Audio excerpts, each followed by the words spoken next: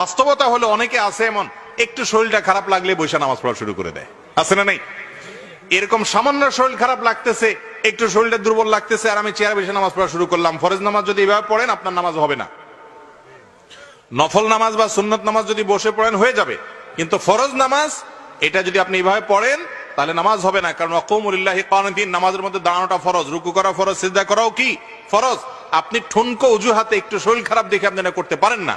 তবে হ্যাঁ, যদি কারোর অসুস্থতাটা এই লেভেলের থাকে যে ওই বেচারা রুকু করতে গিয়ে কোমর ভাঙতে গেলে তার মারাত্মক কষ্ট হয়, অসুস্থ হয়ে পড়ে, সিজদা করতে গেলে বিপদ হয়, কষ্ট হয়, বা নিয়মিত রুকু সিজদা করতে গেলে অভিজ্ঞ এবং দিনদার ডাক্তার যিনি নামাজ কালামের গুরুত্ব বুঝেন, মুসলমান, সেরকম ডাক্তার যদি তাকে বলে যে আপনি নিয়মিত নামাজ কালাম পড়লে আপনার রোগটা স্থায়ী হয়ে যাবে, বিপদ হবে, বাড়বে, তাহলে সেই ব্যক্তির জন্য দাঁড়িয়ে দাঁড়িয়ে নামাজ পড়া এবং রুকু সিজদার সময় চেয়ারে বসে ইশারায় রুকু সিজদা করা জায়েজ আছে।